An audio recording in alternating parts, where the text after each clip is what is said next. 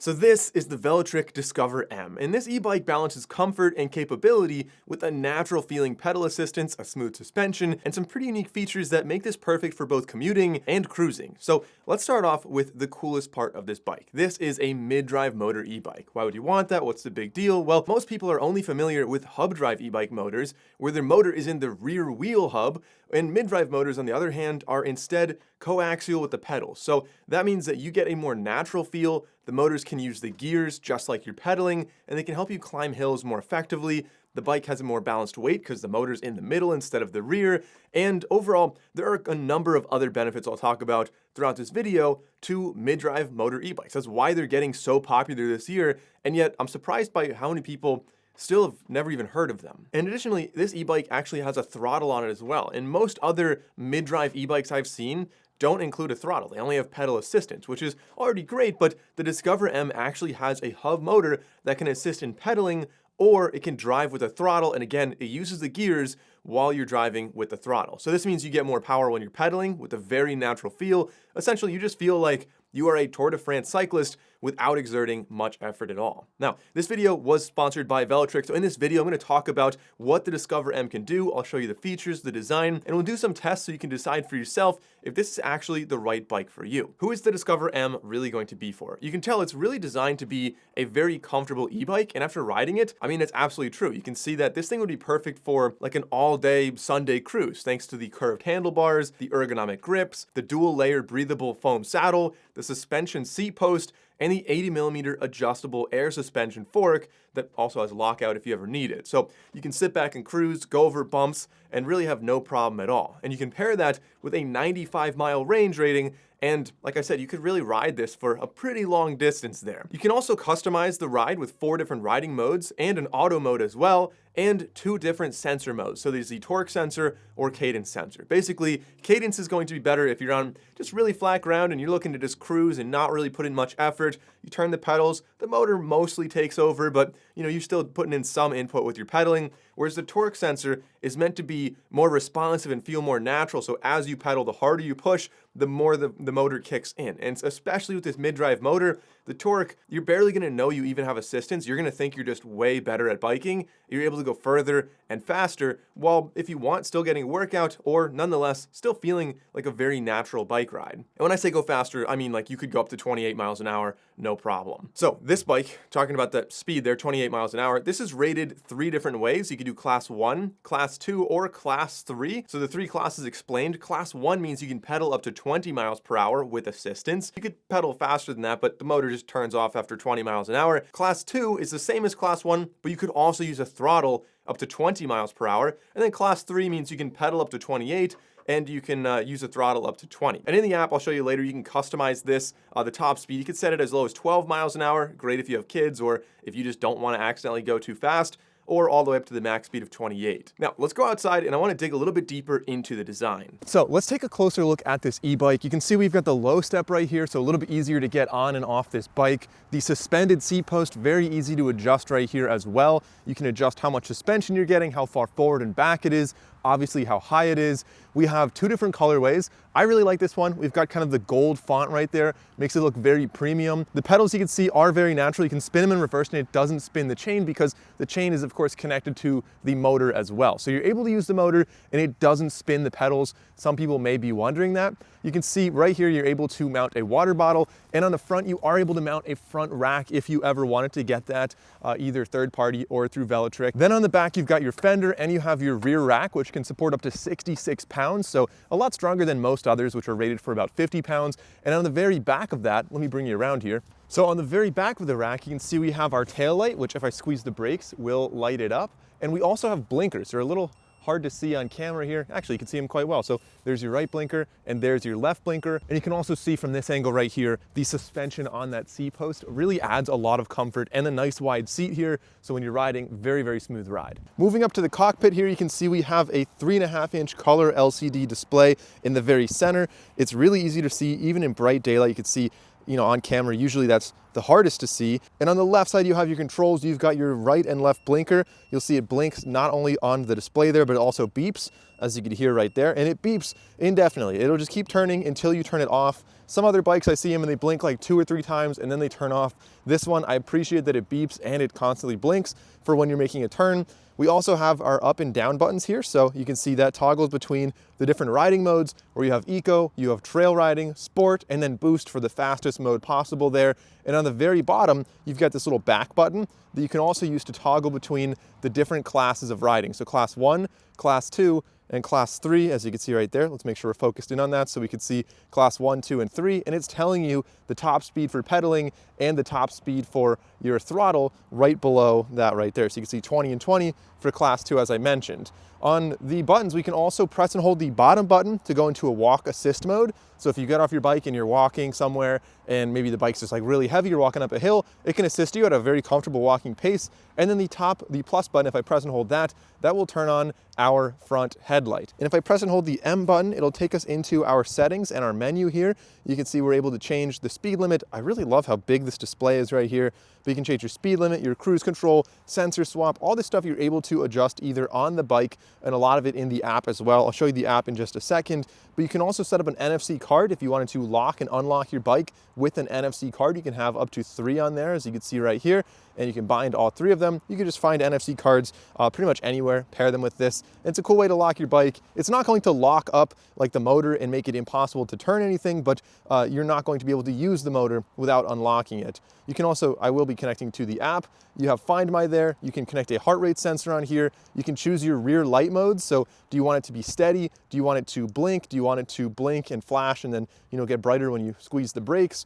And we also have turn signal click options down there, as well as auto light. So this is an auto adapting brightness screen. So there is a light sensor on here. You can see that's why it's so bright out right now. But if it gets dark, it's going to detect that, adjust the brightness on your display, and also turn on the 500 lumen headlamp on the very front based on the brightness if you have that enabled. We also have, you can see screen brightness right there, the auto power off. You can calibrate your sensors, tune your ride, and some other details on the very bottom. So yeah, it definitely shows you a lot on this display here, including the time, the battery, your headlights, just a ton of information right there. Makes it very comfortable to ride. On the right side, you'll see we have our shifter. This is a Shimano 9-speed. You can press with your thumb to go to a lower gear or squeeze with your index finger to go to a higher gear. And I like that you can drop down 2 at a time going with the thumb. We also have a bell right here, just in case you're passing somebody. And you can see the swept handlebars for more of a comfortable ride. You don't have to lean forward like you would on a mountain bike or a racing bike. This one's going to be much more of a casual ride. Now, I mentioned that front suspension was adjustable and you can also lock it out. So locked out, you'll see if I push down, nothing happens. You can also get the full travel on it if you unlock it. And again, that's going to be pretty useful for bumps. This bike's also rated for up to 440 pounds, so great for larger riders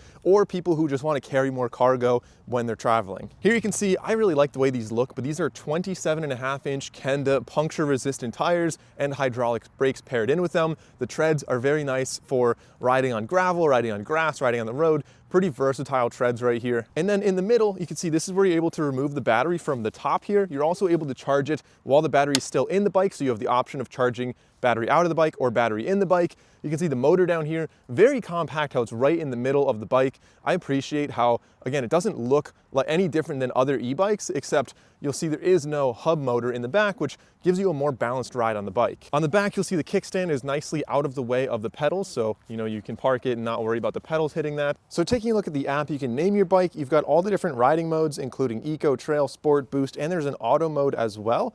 Below that, you can choose if you're class 1, class 2, or class 3, and for each one, you can choose what your speed limit is actually going to be. So class 1, maybe you only want assistance up to 16 miles per hour. Maybe it's set for some younger riders and you want it to be even lower.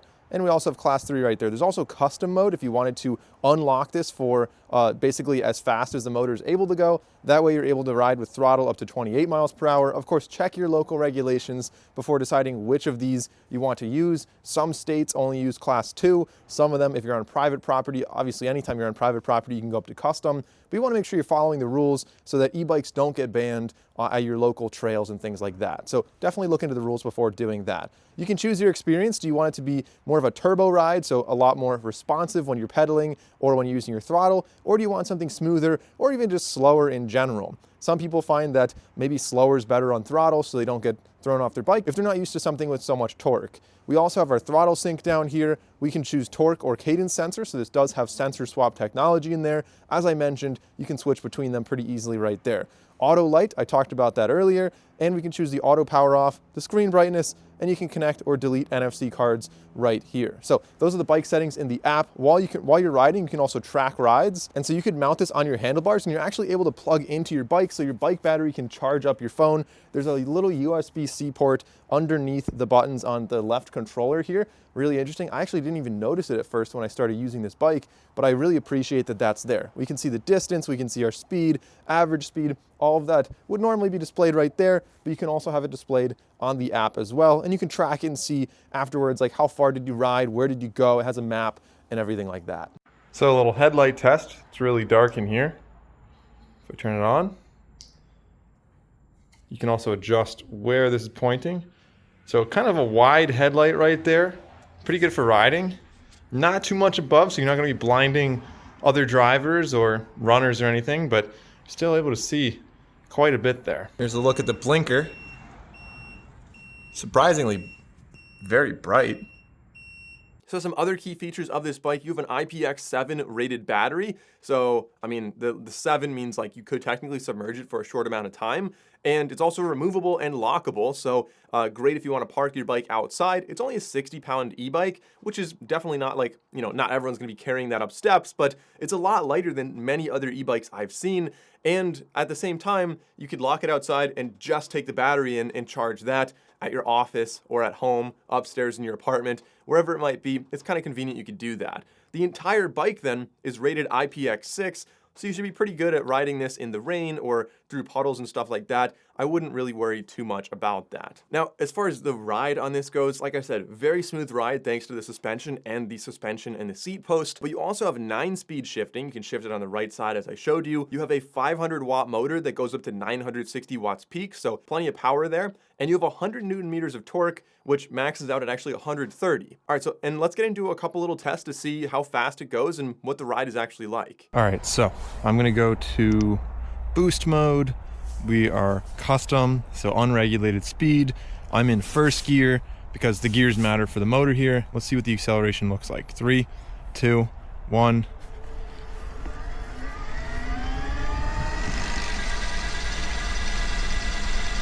Interesting, yeah, okay, so it's very quick to get up to 10. Seems like it maxes out at about 11 in first gear. Here's where you would normally shift, but I'm just curious. I want to see how this does if we start off in a high gear. So let me pedal and get us into high gear.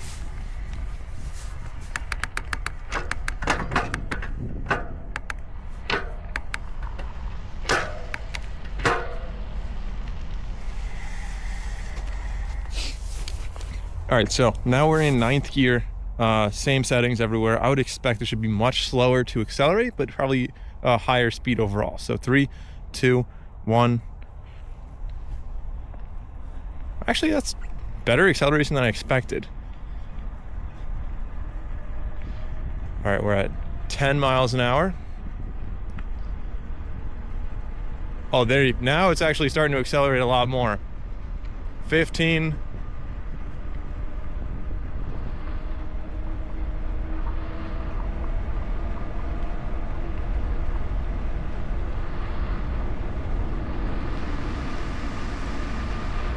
20.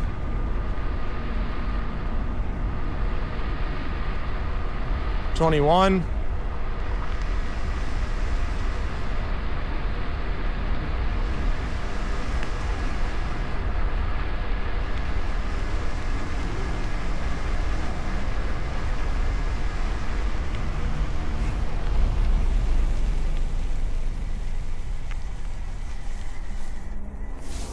'So it looks like it mostly maxed out at about 22 miles per hour, which is kind of to be expected for a mid-drive motor. Really, the benefit of this is going to be when you're pedaling. So let's do a little bit of pedaling now. All right, so in 4th gear, I mean, I don't even need boost. I'll go to auto mode because it just feels so jumpy. I feel like it's got plenty of kick there, especially with that pedal assistance. But let's go down, let's go to auto. It'll be kind of a smooth adaptive ride based on how I'm riding it. There we go.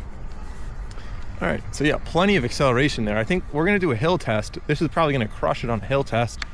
but when you shift up, oh yeah, that kicks in. It does a really good job with pedal assistance. Feels very natural. Let's see if we're able to get to 28 miles an hour by pedaling.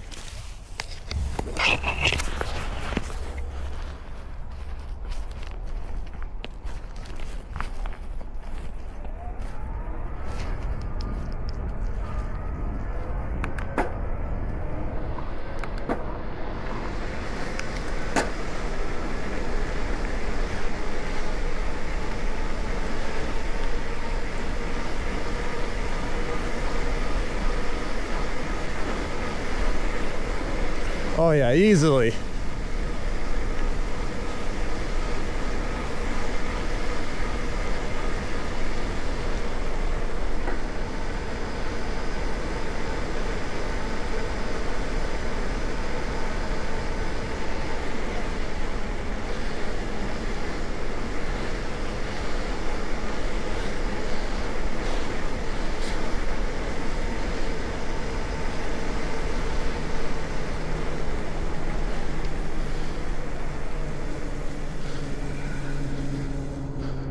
So that was a really smooth ride. I don't know if you noticed there, but I thought it was really interesting. I was able to accelerate really well with pedals, and this had no problem holding a higher speed with throttle. So it didn't reach 25 when I did just motor, but if you pedal up to 25, it'll hold 25 no problem.